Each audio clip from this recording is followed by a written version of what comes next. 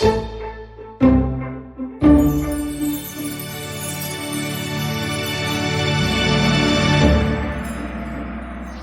I'm going to welcome everyone here this evening. Good evening, everyone, and welcome. My name is Anne Traherne. I'm a founder of the Arthur Conan Doyle Centre, and it's my pleasure to welcome you here this evening to one of our Tuesday talks. And it's also a great pleasure to welcome our speaker this evening, Dr. Stephen Critchley. Welcome, Stephen. Thank you for being with us this evening. Now, Stephen comes from the deepest part of the Peak District. He's just been telling us all about it. So he's away in the hills, safe and safely away from COVID in a beautiful part of the country. So that sounded idyllic, Stephen. But welcome here to the Arthur Conan Doyle Centre, albeit we're online. Now, I have also had the pleasure of hosting for Stephen as a medium. So he's also demonstrated his mediumship at the Arthur Conan Doyle Centre in the past too. But tonight he's talking about trance mediumship, magic, and the mystical Qabalah of Dion Fortune. Now, Stephen has over 25 years of practical experience in the Western esoteric traditions, including Wicca and esoteric Christianity, and of course, this mystical Qabalah that we'll hear about. He got his doctorate at the University of York, which we were just hearing about as well. So congratulations on that. His thesis was on Thomas Taylor, the Platonist.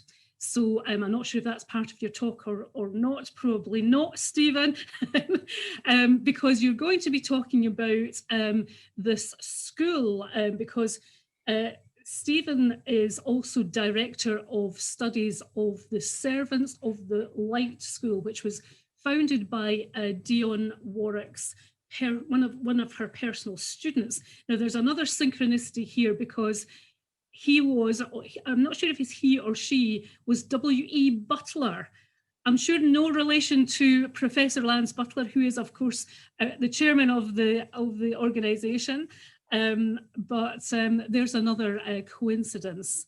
So without further ado, I'm going to hand over to Stephen to this talk about trance mediumship, magic, and the Qabalah. So welcome, Stephen, and over to you.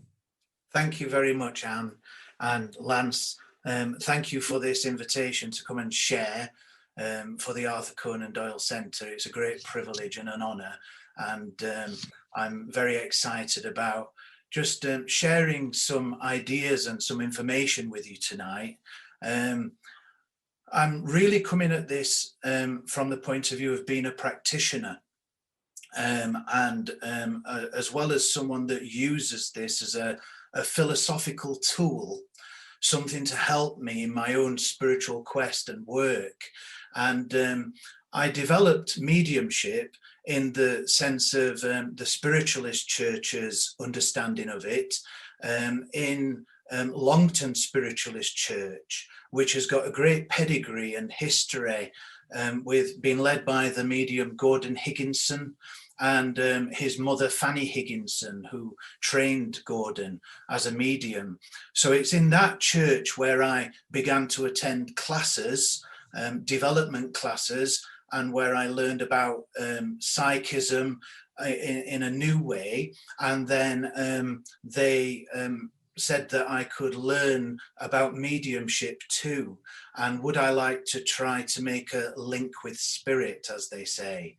So under the guidance of a medium called Peter Wilson, who ran the Thursday afternoon beginners development circle, I made my first link with spirit.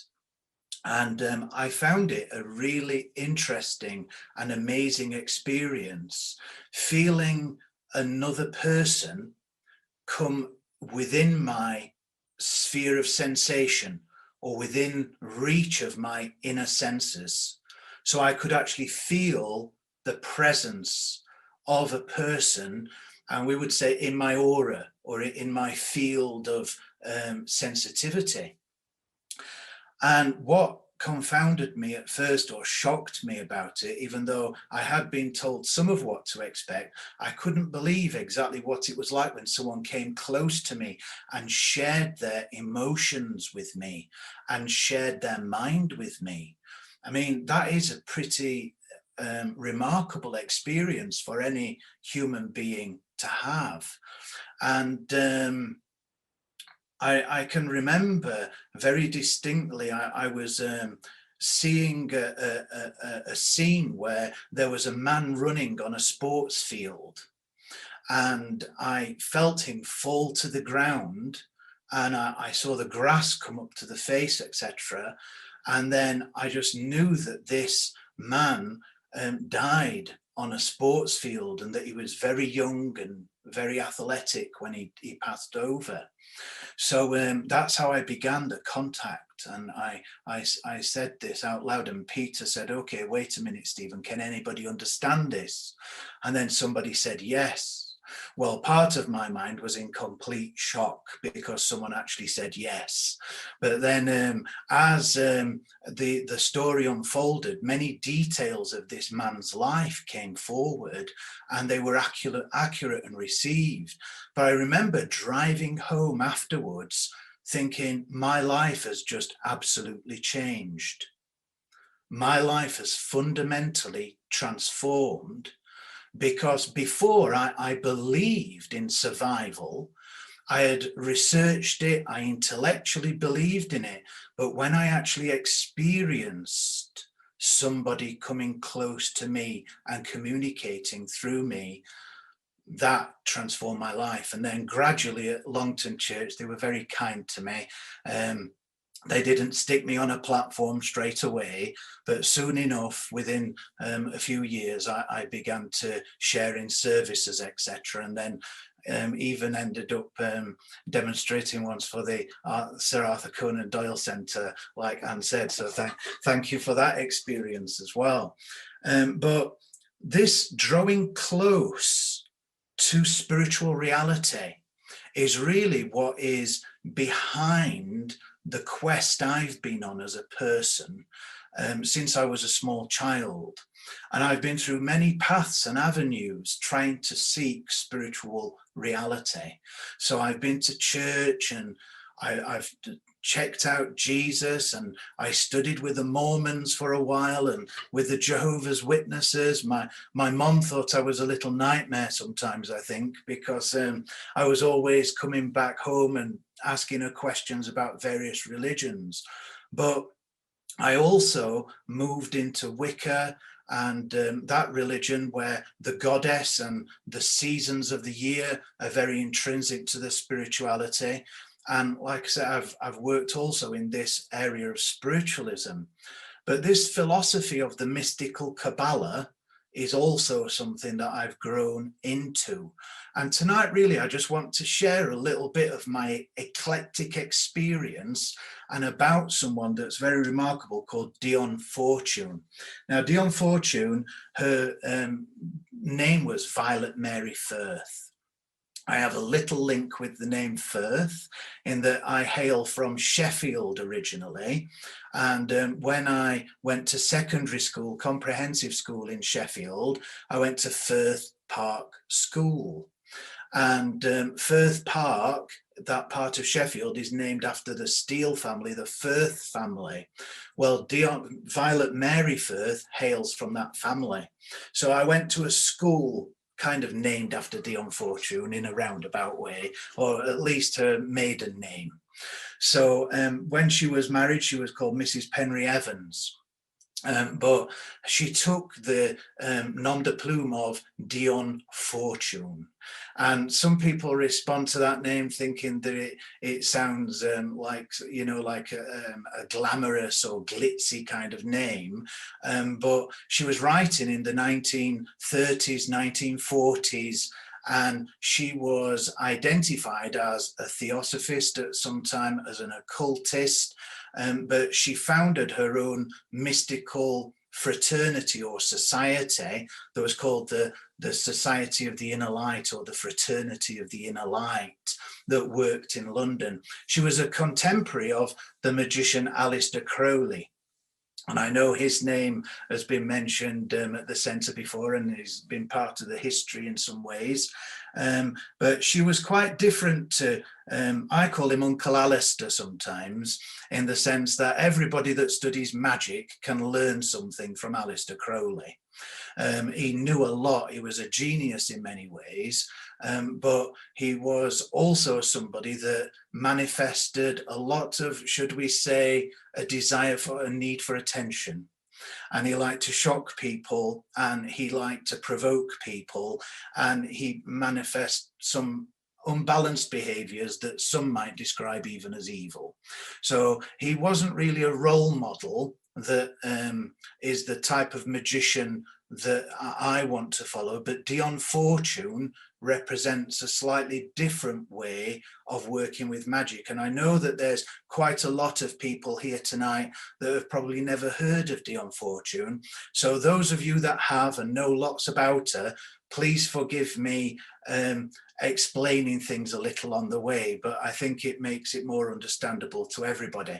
Anybody that wants to learn about Dion Fortune's biography should look at Gareth Knight's Dion Fortune and the Inner Light. And there's also a man called Alan Richardson that wrote a biography of her called Priestess.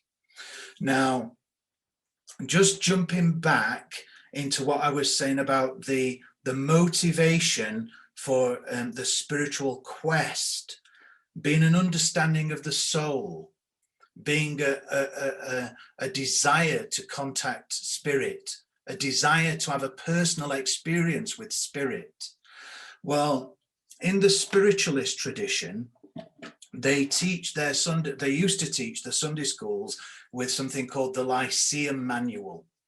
And this was like their Sunday school instruction book. It's got loads of really fascinating things in it. And one of the things that is written in this book, if I could just read from it for a moment, is about the aim of spiritualism. Now, most people would think that spiritualism is about mediumship, and spiritualism is about proving survival or giving evidence of survival of life after death. But here's what the Lyceum Manual says about the aim of spiritualism. The aim of spiritualism is to effect a complete at-one-ment and unison of man with God, till every action and thought of man is in perfect harmony with the divine will. So spiritualism, as explained there, it's about deepening a personal encounter with the divine. Now, the divine can manifest to us in many different ways, and there are many ways of seeing the light through stained glass, if you like. There are many different ways of approaching the light. But mediumship is about bridging spiritual reality into a physical sensory experience. Mediumship is an organic thing, and it's part of the organic nature of human beings, that we all have five senses, the physical senses, but we also have a spiritual sense. We have an intuitive sense, an intuitive knowing, and an inner knowing. Now, Dion Fortune had a background in early psychotherapy. She trained as an early psychoanalyst, and she was very interested in the workings of the mind and the way that the consciousness worked. And she had a little bit of background in horticulture. Her first teacher was a very interesting person called Theodore Moriarty, who had a background in Freemasonry, but mystical Freemasonry or magical Freemasonry. So he taught her aspects of ritual and aspects of philosophy. He was also well learned in theosophy. So Dion Fortune began to learn out of this background of psychoanalysis and horticulture, but she also began to learn from Theodore Moriarty about spiritual matters and about ritual and about magic. And she then also joined the Golden Dawn. I'm giving a very potted history here. So, but the Golden Dawn, she was part of the Alpha et Omega temple of the Golden Dawn, which kind of was one that thrived after its breakup, the early breakup of the Golden Dawn. So, and she was also involved with a temple in Bristol for a while. But there she met someone called Maya Curtis Webb. And this lady taught Dion Fortune a lot more about magic, but also about trance. And Dion Fortune began to sit for trance with Maya Curtis Webb and with her right-hand helper and friend, who was a man called Charles Thomas Loveday. And these folk used to gather together in Glastonbury, near the Chalice Well that was, I think she was called Alice Buckton, who used to run it before it became a trust. But they used to stay in Glastonbury, and they began experimenting with sitting for trance. And Dion Fortune was the trance medium. Now, they kept it very private and very secret. And I think this is one of the interesting things that we can learn about the trance mediumship from the life of Dion Fortune. And that is, there was something very intimate about the trance mediumship and very sacred, but also very private. And it was conducted, she often used to lay on a pastos or a couch, a chaise lounge or whatever. She used to lay on something like that and actually go into her trance state there, which was an altered state. Now, all mediumship is working with an altered state of consciousness. All mediumship is shifting your awareness. But it's very interesting when you actually do mediumship, because it's also slightly about a disassociation that happens in the mind. So from my own experience, it's like almost as if part of my mind kind of becomes like an objective screen or something that's slightly disassociated from me, where my rational thinking self can watch and analyze and feel and experience what is happening in this disassociated part of my mind. Now, she understood this, and she described it as a form of disintegration, but also as part of her learning, reintegration was very important. And we live in a time right now where we have people that often describe themselves as psychics. They describe themselves as empaths. They describe themselves as mediums. Well, one of the things about the journey into sensitivity and awareness and mediumship, whichever form it takes, is that one must be aware of opening to it, but also closing it down or reintegrating.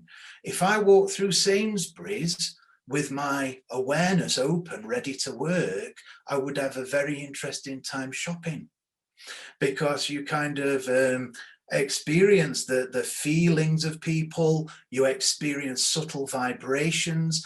And really one of the great problems that many people have when they begin to experiment with mediumship and awareness is that they actually remain open too much.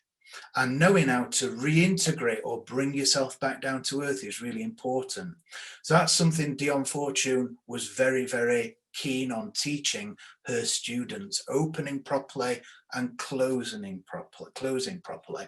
I once heard a lecture of Gordon Higginson lecturing in a recording of him talking about this. And he said, well, you must learn how to close down or else you'll go around the bend, is how he put it. And I think that there's something very important about that. So with her friends in Glastonbury, Dion Fortune began to learn about trance and experience trance. And soon she began to attract around herself what we call contacts or guides. that began to work with her. Now, one of the first of these was a spirit person who presented themselves as a First World War soldier that was named David Carstairs. And he acted very much like what in spiritualism they would call the control. And that, at a seance or of a medium, a trance medium. And the control, it can quite often be like an icebreaker, or so we don't use the term so much now because people think it means being controlled by this being. It's really like an opener. It's someone that begins the process of communication through the medium. And sometimes it can be a very light-hearted or jovial type personality that comes through. So David Carstairs was very much like a chatty, jokey type person that spoke through Dion Fortune and started to bring teaching through her. But he soon brought others that began to communicate through her as well. And one of these they just called the Greek, and later he was called Socrates. And then there was also Lord Thomas Erskine, or he was referred to as the Chancellor. But he had actually been a Lord Chancellor. He lived between 1750 and 1823. So that was another personality that came through. So in the early 1920s and 1923, 24, 25, they began getting through very interesting communications from these beings that were called David Carstairs, the Greek or Socrates, and the Chancellor. Now, I'm very mindful when I use words like that of the revelation of the spirit guide Silver Birch through the medium Maurice Barbanel, who said, you've seen me as a Native American Indian. You've seen me in this personality, in this type of form, but really that was for you, not for me. I am something entirely different to that, and perhaps something that you might not even be able to understand. So when we're looking at mediums claiming contact with various personalities or guides, we must be ever mindful that they are wearing a persona. And we must remember that the personality and the term person, persona, it actually means, it comes from the Latin for mask. So the persona or the personality that we wear is like a mask or a representation that we work through. So Dion Fortune began to receive communications that were built up into a small book or a document called the Cosmic Doctrine. And you can buy it still today, just like this is a modern edition of it. Well, this is communicated from the entity, the being, the person that was known as the Greek or Socrates. And what's very interesting about it is it's nothing really to do with doctrine. It's not some kind of like explanation of the beginning of the universe, but it is from another angle. And what it's really about is training the mind how to think about symbols and ideas of the beginning rather than telling you what to think. Now that's actually very Platonic indeed. That is very much in correspondence with the actual way of Socrates as a teacher of Plato, as revealed in the dialogue, because Socrates would always provoke people to think for themselves, but also instruct them how to think. And so the Cosmic Doctrine, if we come to it as a textbook, we come into all these symbols like the different rings and swarms of sparks and sparks of light and all kinds of metaphors and symbols. And if they're taken literally, you really misunderstand the text. But if you use it in meditation as a way of opening the mind through images, then it becomes a very interesting text to work with indeed, if you contemplate it like that. And personally, I think that this is where a lot of the world religions actually fall down when they teach myth and they teach symbolic ideas as historical fact. When initiates or people that were initially integrated with those systems were invited into an experience of living symbols happening in their consciousness. And it wasn't ever telling you an exact record of how the world began.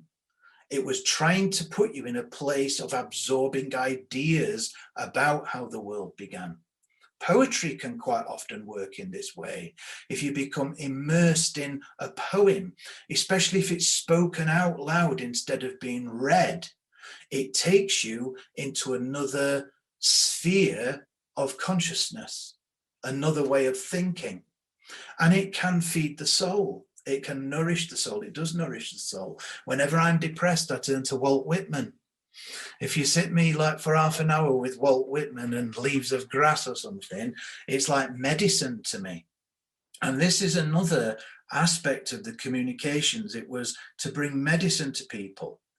But if I can just mention for a minute something that happened with me personally with David Carstairs that I found quite interesting is the school I had and that I work in with other colleagues. There are many great people I work with in Servants of the Light, and it's a wonderful school. Well, it was started by W.E. Butler, who was a student of Dion Fortune, a personal student of Dion Fortune, and he was a member of the Fraternity of the Inner Light. And then it was led for many years by a lovely lady called Dolores Ashcroft-Nowitzki. And it was Dolores that I really knew as the Director of Studies and teacher. I never met Mr. Butler. He passed away in 1978. I was 8 years old, running around in a council estate in Sheffield at that time. So, but Dolores taught me so much along the way. And what happened is when I went to Longton Spiritual Church and began development, and remember, Mr. Butler and Dolores have both got links to Dion Fortune in a big way, and the school, the Servants of the Light, really is, it's not linked anymore directly to the Society of the Inner Light, but we grew out of people that were initiated and trained there. So we have got links to Dion Fortune. And when I turned up at Longton Spiritualist Church and Peter Wilson was helping me in the development class, he began to speak about his personal spirit guide that came into his life to help him. And he said he was called David.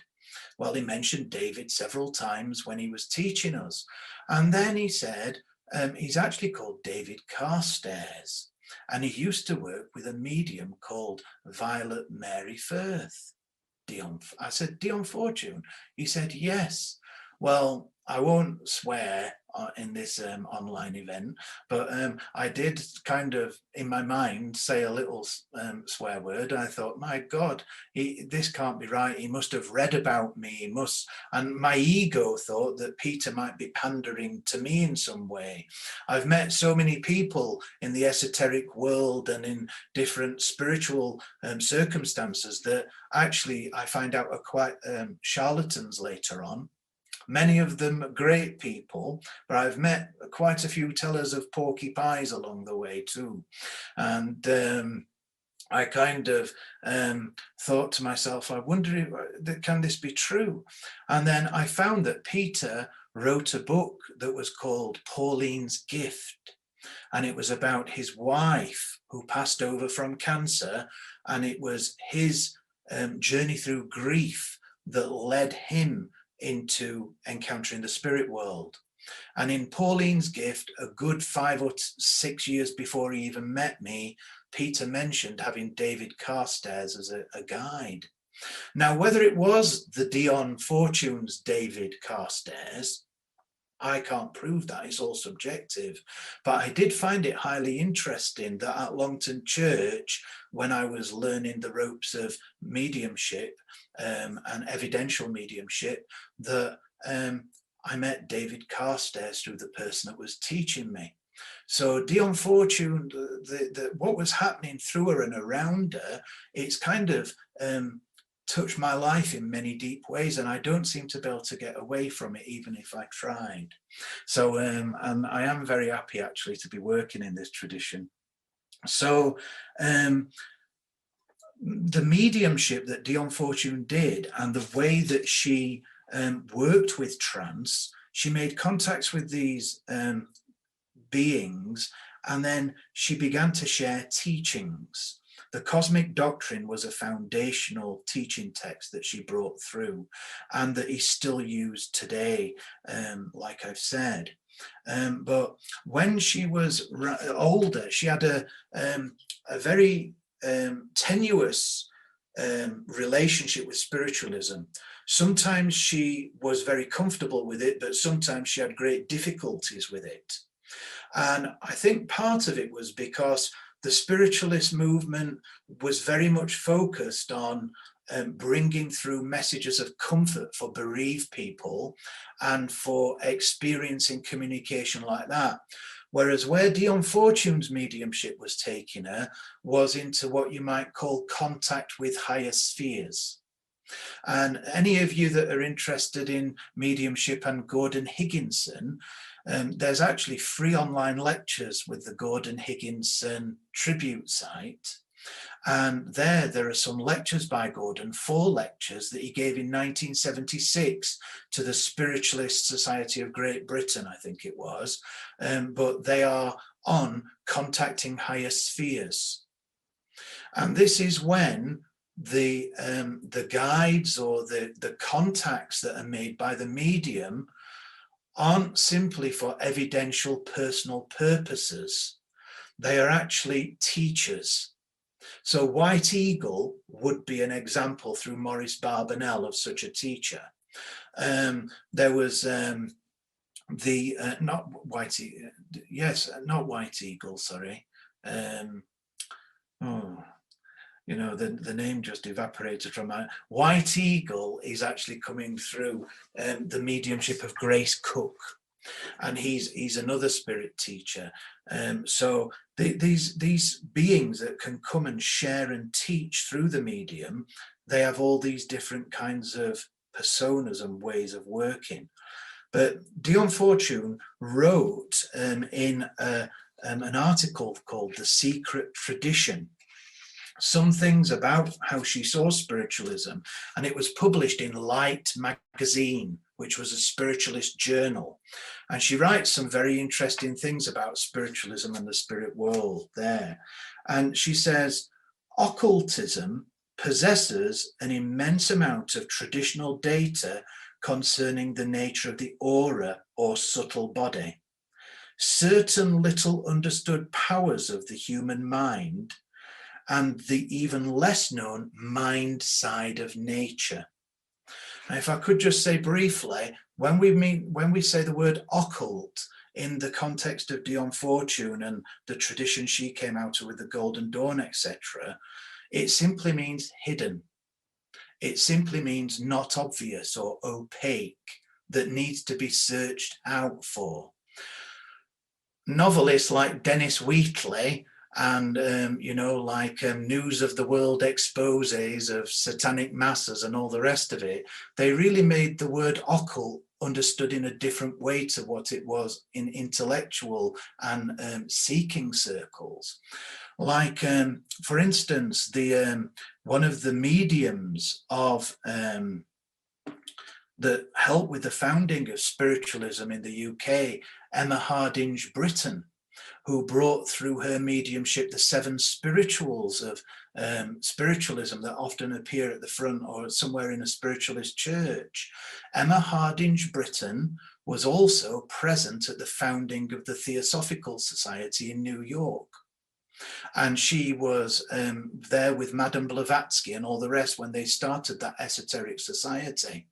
One of her first books was called Art Magic. And it's got, if you get an early edition of it, it's actually got a rose cross on the front of it, a Rosicrucian symbol on the front of it. She also wrote a book called Ghostland, that's about mediumship that's been in some ways forgotten now in modern circles, where mesmerism is used in conjunction with mediumship. So there's all these very interesting trails. So when Dion Fortune talks about the occult methods and showing the unknown sides of the mind and the mind side of nature, she's really describing what occultism's really about. And it's about trying to understand the intelligence that is behind manifestation. And it's inquiring into what causes things to happen. Now, if you go into different esoteric structures, people talk about the physical plane, the etheric plane, the astral plane, that's all to do with desire and emotion, the mental plane, the spiritual plane. We like to categorize all these different levels of reality to help us to try to tune in to different wavelengths of seeing or experiencing. It's all really all happening all at once. And like now, for instance, I'm in the spirit world. I didn't just croak a few minutes ago and you're watching a ghost now. I don't mean that. I'm actually now living in the spirit world. I am now living in heaven. I am experiencing it in the main in a physical way. But I am living on all the different levels of my being right now. And magic, according to Dion Fortune's way, is trying to understand how our consciousness relates to different levels of being and how those levels of being or consciousness cascade into each other and have causes and effects. So another quotation from this piece that I find very, very interesting is this: yoga, spiritualism, and psychology of the unconscious are the three keys that open the gates of the ancient mysteries to modern thought. Now, that's Dion Fortune's writing about reviving the ancient mysteries. What is yoga? Yoga simply means to be yoked with or to attain union with. But yoga, in the Eastern sense, when we do hatha yoga or the different types of yoga, if it's used with breathing techniques and visualization and mantras or sounds, it's actually a science of affecting the etheric body or the subtle bodies, and in an integrated, relaxed and aligned way. But it's about encountering different levels of force and form. But here, when Dion Fortune is saying about the way that the yoga is used as a way of reviving the ancient mysteries, she's simply meaning a knowledge of the energy body. Now, some people describe the energy body in terms of meridians. Some people talk about chakras. Some people talk about sephirothic stations in the aura. There's all different ways of talking about it. And one of the very interesting things is that the energy body that we have, or the different levels of consciousness that we have, seem to follow very powerfully thought, visualization, and movements in our imagination. So, for instance, if I believe that I've got some kind of a part in my aura that helps me to receive communication, that for me would work. But that doesn't mean that everybody's got some kind of a thing hanging around in their aura where they've all got to do that.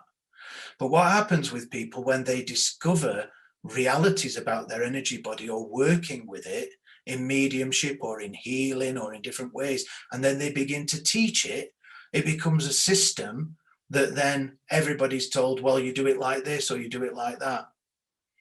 And this is why the poet William Blake said, I will create my own system rather than be enslaved by another man's. Because there's this like liberty that we have to find. But the yoga is a science of the etheric body. But then she talks about the psychology. And this is an important part of spiritual discovery, of how you're connected to the other world or the spirit world or spiritual reality. So psychology, particularly the kind of psychology that's been uncovered by teachers and psychologists such as Jung, of the subconscious and the collective unconscious, things like that, symbols and how we encounter them, that can inform us a lot about how we link to other realities. But then she says spiritualism is one of the ways. And particularly in another place, she talks about the method of the spiritualist home circle. And this is for recovering the ancient mysteries. And this was her idea of magic. So magic's not about doing spells or about trying to get things or whatever. That's one aspect of folk magic, or sorcery, it would be called. Magic, according to Dion Fortune, and this is a quote from her that she gave in a called The Rationale of Magic from the London Forum magazine. And it says, magic is the art of causing change to take place in consciousness in accordance with will. So magic is the art of changing consciousness at will. Now, Dion Fortune learned this in the Hermetic Order of the Golden Dawn. There they use something called the Tree of Life. And behind me, you might be able to see just a vague outline of a tree of life, a Kabbalistic tree of life. It's 10 spheres arranged in a certain pattern with interlinking paths between them. Well, this is often described by in the Dion Fortune tradition as the yoga of the West, the Qabalah as the yoga of the West, or the way of union of the West.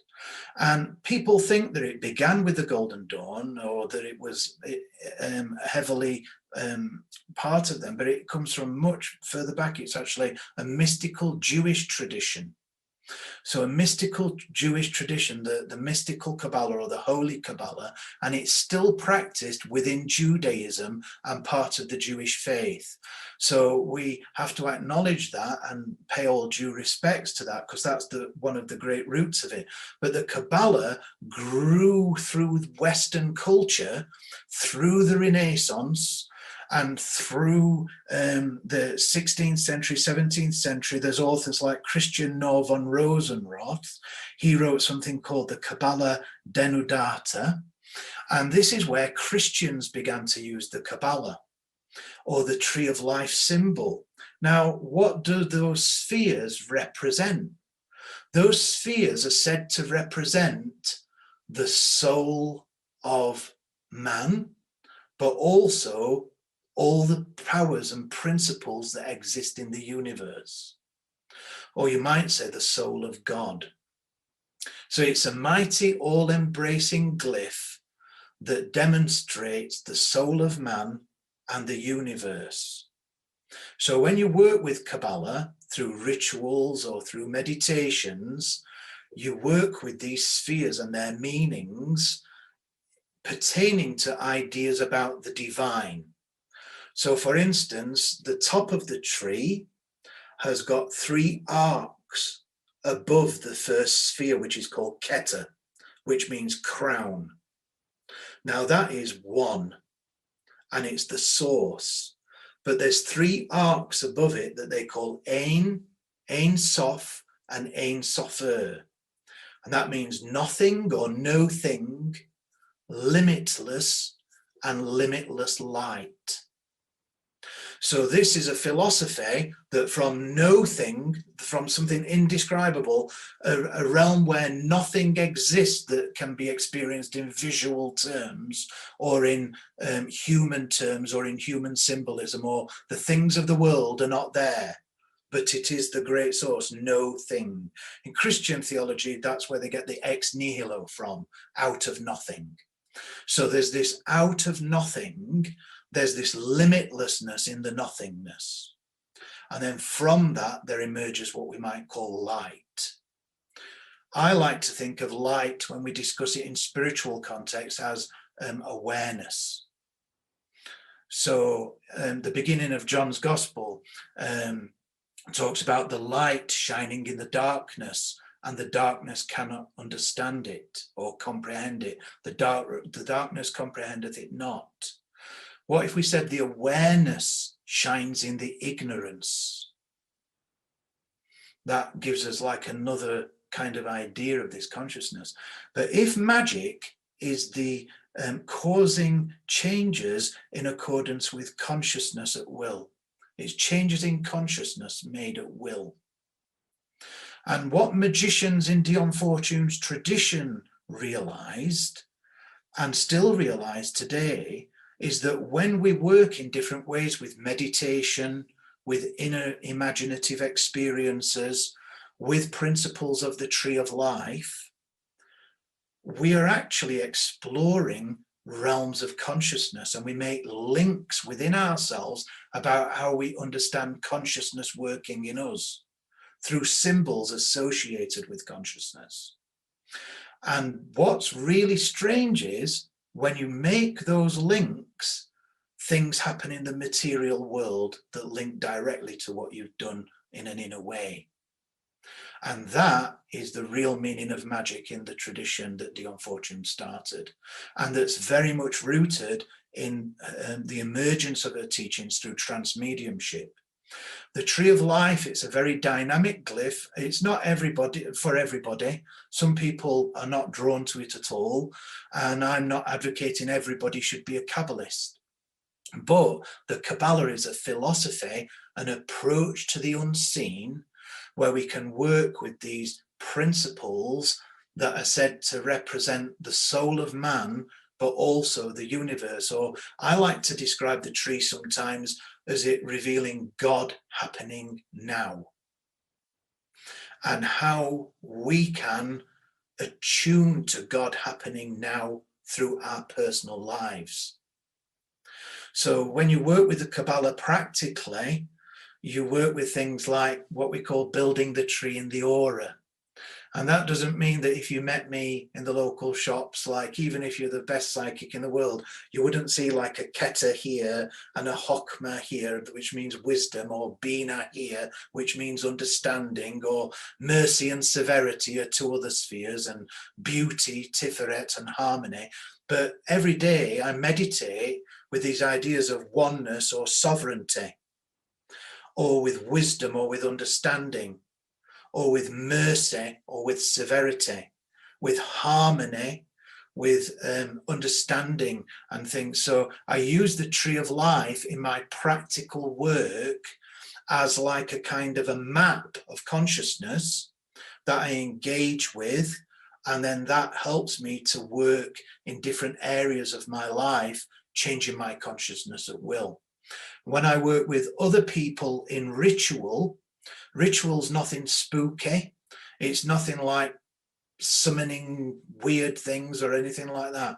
It's about the externalization and sharing together of inward states. So when I meet with other Kabbalists and we say do a ritual, we might use candles and incense and lots of stage dressing and things like that to set the mood. But we are trained to work with the tree of life, with the philosophies of the tree of life. And what we do is we use that to share together changes in consciousness. And it's very interesting when you do it working with a group. Like anybody that's developed in a spiritualist way with mediumship will know how much sitting in a circle helps you, because the intention and the joining of people together really makes that work. And if I've got any apology, it was silver birch I forgot earlier on. I'm sorry for that mental burp. Then going on and talking about White Eagle. So, but I've just looked at my clock and I've realized I've rattled on now for about the time that I'm allocated. And I've realized also that I put too much to cover really in one session. So I hope that you didn't find that too rambling, and I hope that you found some interesting things to think about in that discussion as an introduction really to Dion Fortune, the Mystical Qabalah, and some of the roots of her work. And I'm very happy to hand back over now to Anne and a question time or whatever you want. Thank you. Thank you, Stephen. Thank you. That was excellent. I can see a lot of applause happening for you there. And it was lovely to have such a practical input to these meetings and relating consciousness to the actual practical application that you're practicing. Now, I'm going to read some of the chat to you. Now, Kieran Farrell, Kieran says, when I was a boy, I had discussions with Maurice Barbanel. Kieran, do you want to, where's Kieran? Introduce yourself and tell us about this. You need to unmute yourself, Kieran.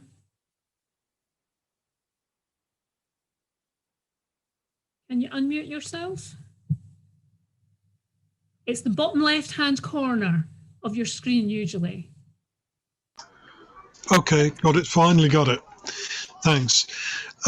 It's a long story, which I've got to kind of condense into a very small nutshell.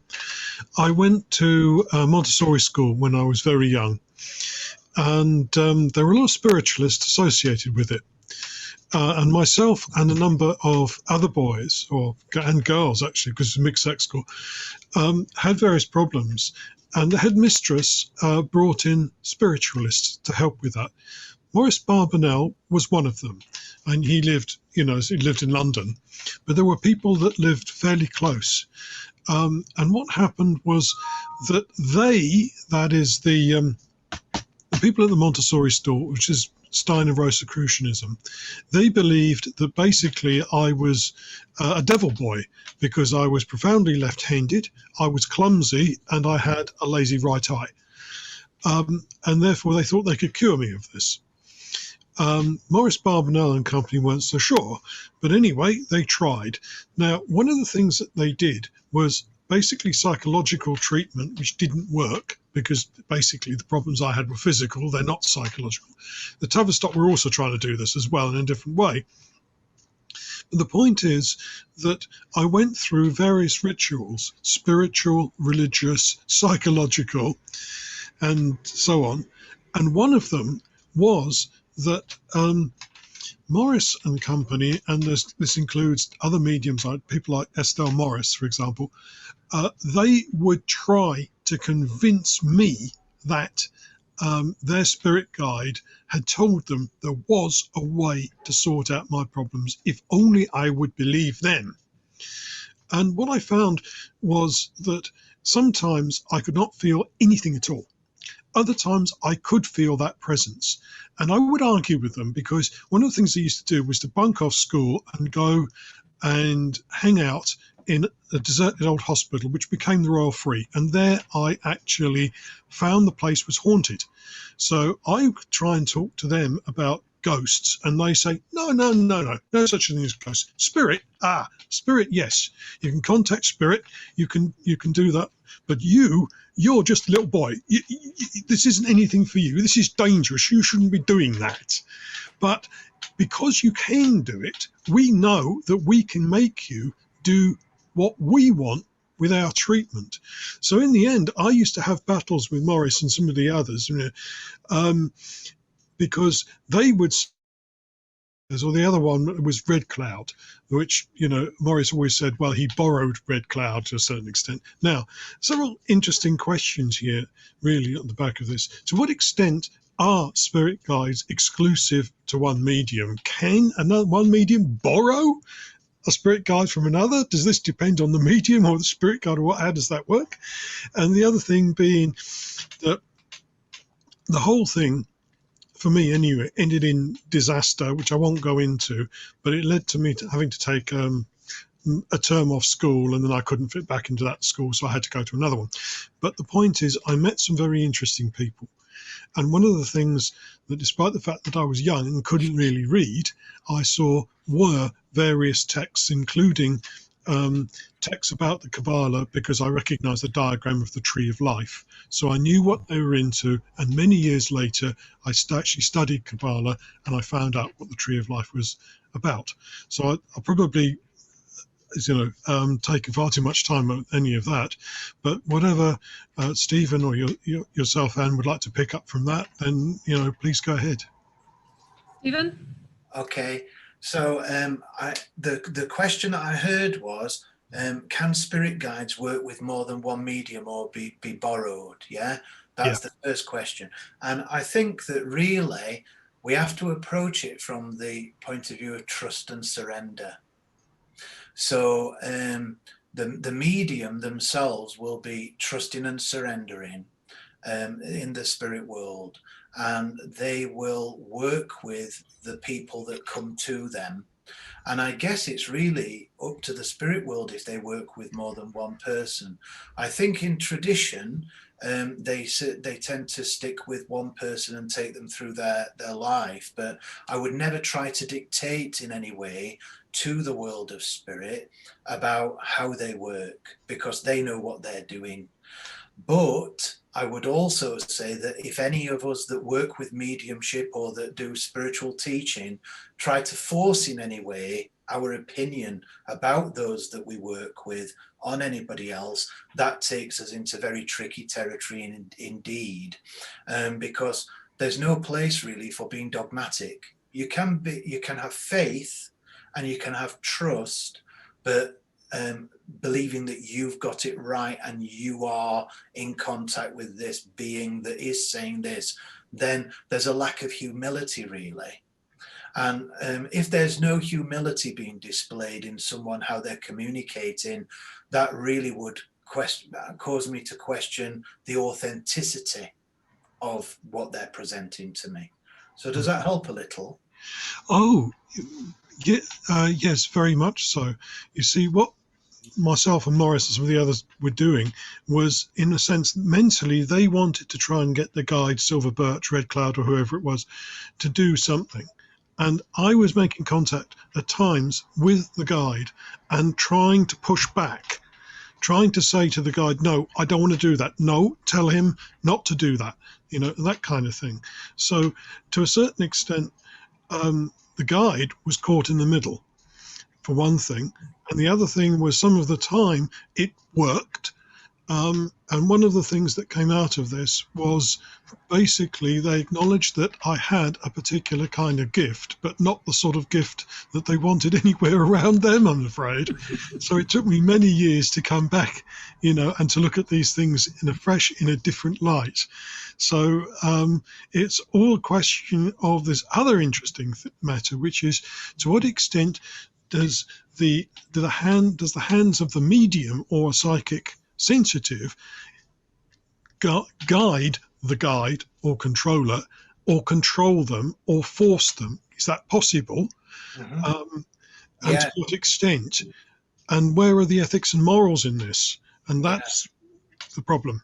Yeah, well, I know that W.E. Butler, like a Dion Fortune student, he wrote about her receiving the Cosmic Doctrine, and he said that lots of her subconscious came up in that text as well as inspiration, because there were elements of what she learned from Theodore Moriarty that came into that text to do with principles of creation and different terminologies that were used.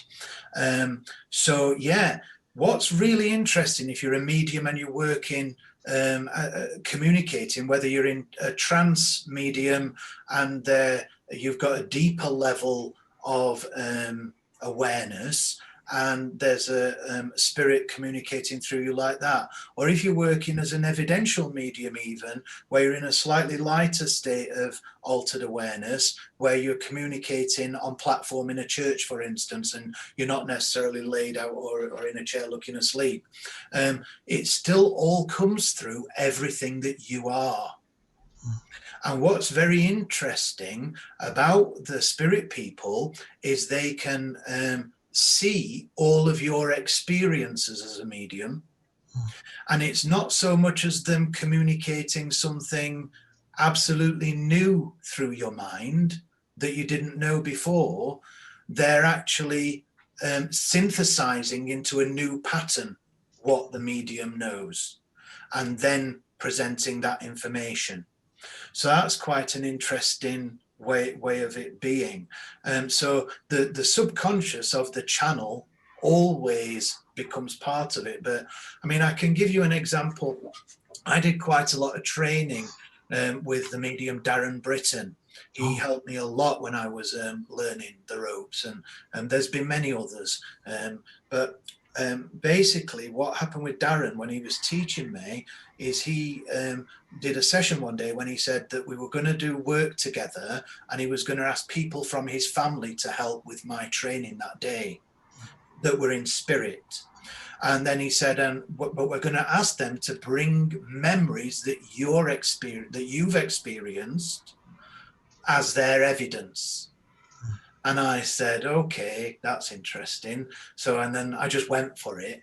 So the first thing I experienced was me walking along the seafront at Mablethorpe, a seaside town near Skegness and all that. And I was walking holding this lady's hand along the seafront, and I just spoke it all out. And we went for an hour with me talking out different memories. And after, Darren just said, wow, he says, that was amazing. He says, but my nan used to take me as a little boy to Mablethorpe, and I stayed in a caravan there, and I have memories of walking with my nan along the seafront at Mablethorpe. And that was a memory of mine. But the spirit grandma or nan of Darren knew that memory and could sense or see. I don't know how they do it, but they know everything about a medium. And they can bring up any memories or things. Like I was once demonstrating at Longton Church, and I saw my mother stood next to me in my imagination, and she was singing Silent Night in German, Stille Nacht, Heilige Nacht. And I went for it with the lady I was communicating, bringing serving with a message. And I said to her, would you have memories of your grandmother singing Silent Night in German at Christmas time? And she said, yes. And before, when I was first learning mediumship, I would have thought that's my imagination and my memories clouding everything. But the spirit person was actually stirring that memory because it was part of the evidence for the recipient. And spirit people do this. So anyway, any more? Sorry. Thank you, Kieran. Thank you, Stephen. I'm just going to press on because there's lots of questions coming up. Okay. Thank you both for that. Vicky Wade said, could the tree of life relate to the tree of Jesse? There are points on the tree connected to the types of conscious states evolving across the seasons of the year. Okay, and I'm not familiar with the term the tree of Jesse. Are you meaning the root of Jesse from the Old Testament? Vicky, I'll unmute you. Vicky Wade, can you unmute, please? Yeah, at Sunday school, we used to go through things like from the creation through the biblical stories through the year, and obviously there were various characteristics in these biblical stories, and then it finished up with the birth of Jesus around Christmas time. And I'm just wondering if, you know, I think it's part of the Jewish tradition. Yeah. I'm just wondering if there's some connection with the Kabbalah, and also because there's many, I think there's more than 9 parts of the story of the tree of Jesse. Are there names for the pathways in between each of the parts of the Kabbalah? Yeah, there are. And I was just wondering that's all, whether it was something along those lines, sort of thing. You know, you feel more on the start out in springtime, sort of thing. Yeah. And the culmination in the recreation and the birth of Jesus and the divine at the end. Yeah. I know in the Old Testament it talks about the root and the branch of Jesse. Yeah. And I think it might be related to that. I think it describes the genealogy. That's it, yeah. So, however, yeah. I'm just wondering whether there's some other layer to it that informed the Kabbalah development. Yeah, thank you, Vicky. That's a really good question, because it does illustrate part of how the Kabbalah worked in Jewish tradition. The word Kabbalah just means to receive. And originally it was an oral instruction or a verbal instruction. It was something that was passed on by word of mouth. And central to the Kabbalah is the idea of the Torah, or the Jewish law, the first 5 books of the Bible, but all the Old Testament really.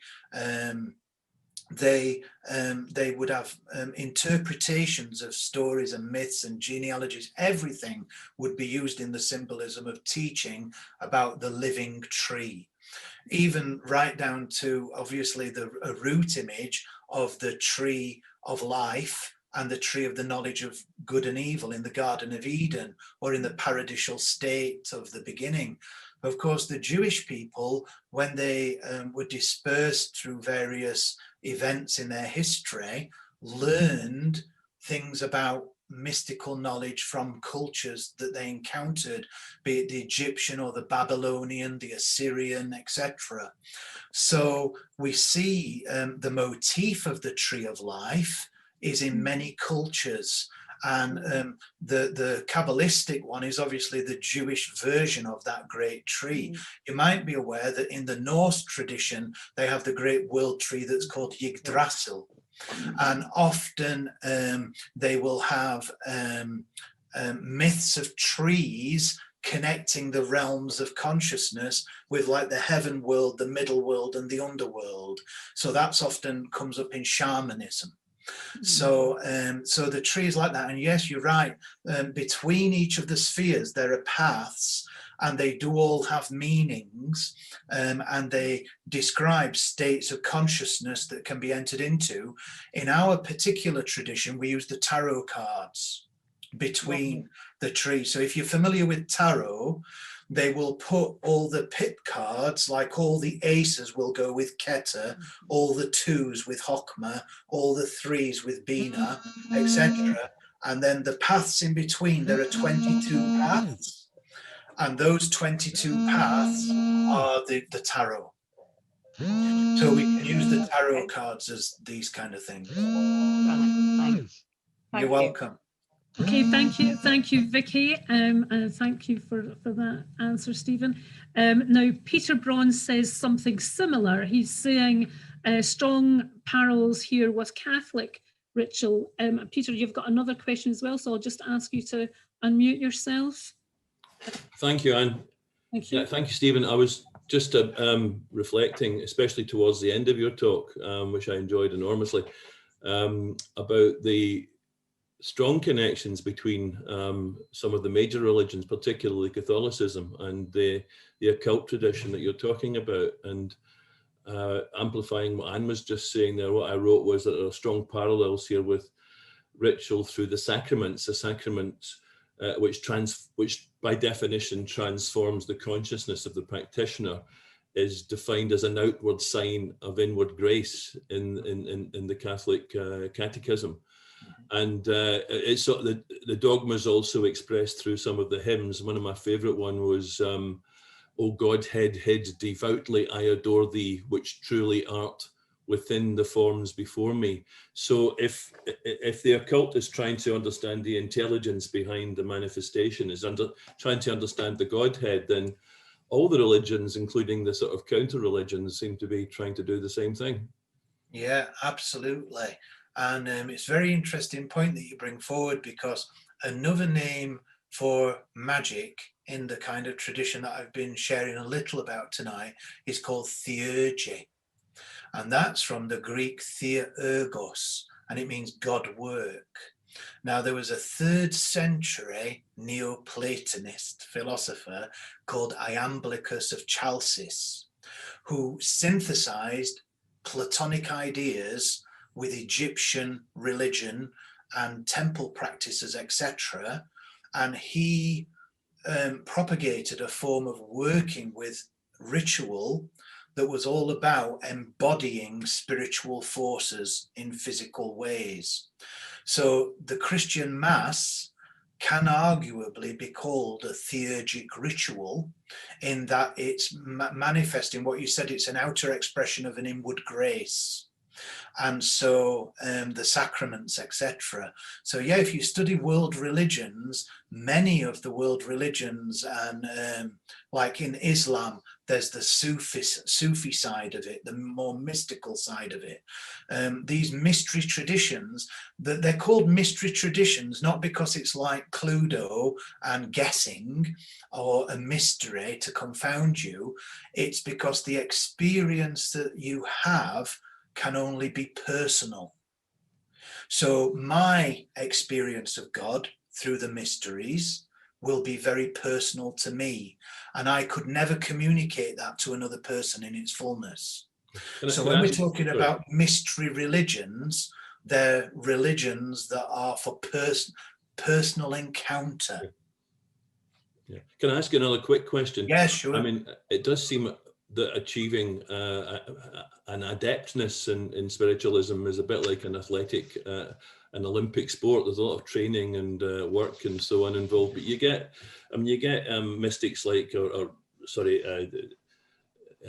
mediums like Indridason from Iceland, who was one of the most famous mediums, who it just happened to him naturally as a boy, and he didn't seem to have to work very hard to practice it. Yeah, for some people, it's very much like a natural faculty in their soul that they uncover and discover as they experience life. And in some ways, you can't ever train someone to be a medium. They've got this awareness of this faculty, but because part of it can be about this disassociation, it can be tricky sometimes when you're awakening to the experience. And definitely being a medium, you're always a learner. There's never anybody that's like a master medium or somebody that's like the ultimate guru. You have very powerful, very beautiful mediums that serve people in beautiful ways. I mean, like Gordon Higginson is a great example of a lovely medium like that, and his teachings are online to be listened to. Anybody that's interested in it, you know, and then there's lots of people that Gordon Higginson taught that you can learn from, and Paul Jacobs and Mavis Pattilla and Simon James, etc. So, but I'm sure all of them would say that we are always learners, we're always beginners, we're always in a state of growing and learning something new. So yeah, there's no one that's finished. I was just going to say, all of whom who have been at the Arthur Conan Doyle Centre before. So yeah, I know them all, and I agree with you. You never stop learning. Thanks, Peter. Now, Nicola Zusman, you've got a question here. I'll just unmute you, Nicola. Find you here. Nicola Zusman. Okay, do you want to unmute Nicola and ask your question?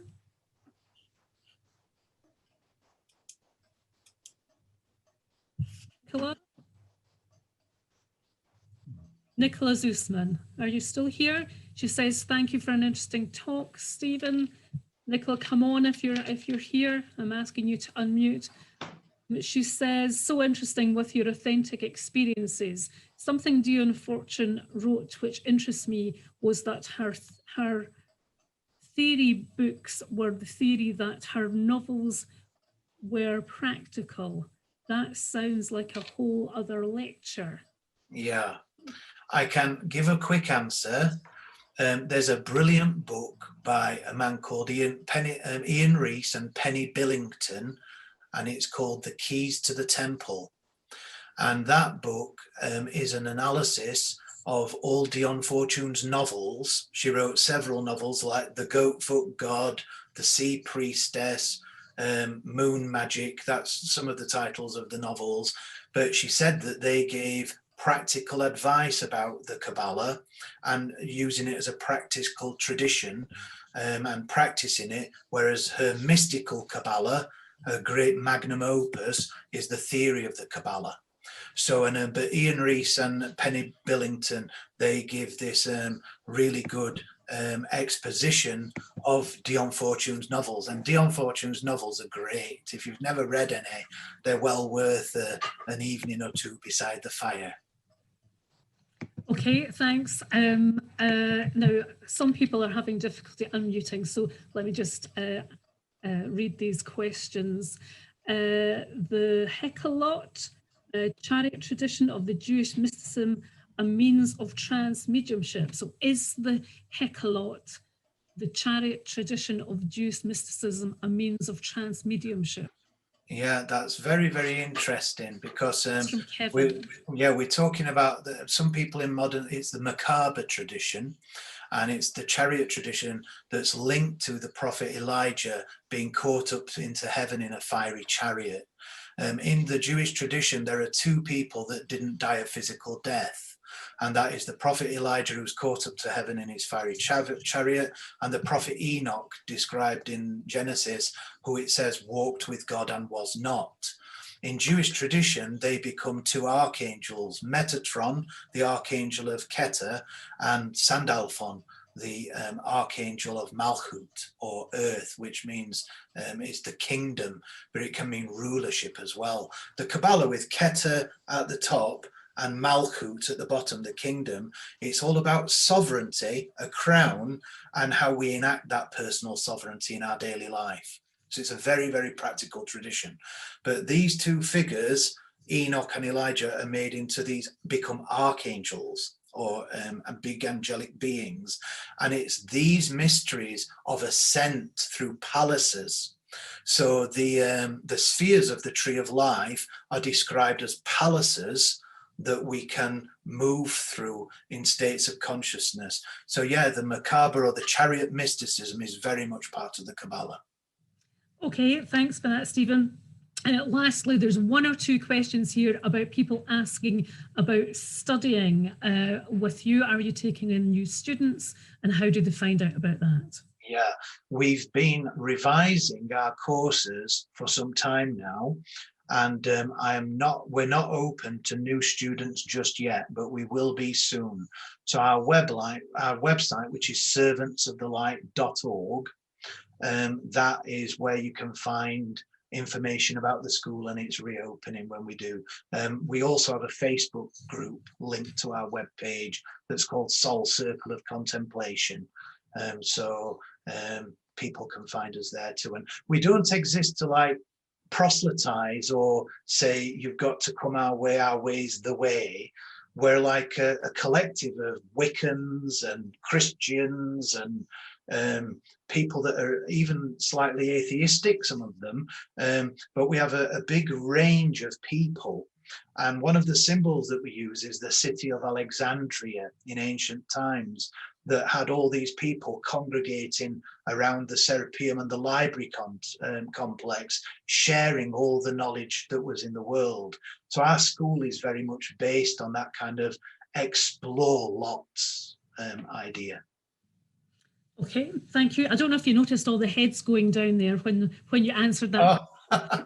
I can see a lot of notes being taken. So it just falls to me to thank you very much, Stephen, for an excellent talk. Lovely to have the practical application of what we've been talking about for a number of weeks of the consciousness and putting that into practical words and practical application. So thank you for that. And thank you to everyone for being here this evening. This is the anniversary of lockdown day. So it's a year today since we all locked down, but since our lovely centre locked down. And I know there's been an evening of remembrance of all the people who have been lost to this terrible pandemic. And we have the Arthur Conan Doyle Centre floodlit tonight in yellow in memory of all those who have lost their lives. So let's hope now that we're past that first anniversary that we can look forward to more light at the end of the tunnel and more good talks as well. So next week we have Dr. Ian Gilchrist, The Matter with Things. So not to be missed, next Tuesday's talk. I shall see you all there. But thank you again to Stephen, and thank you all for being here. Good night.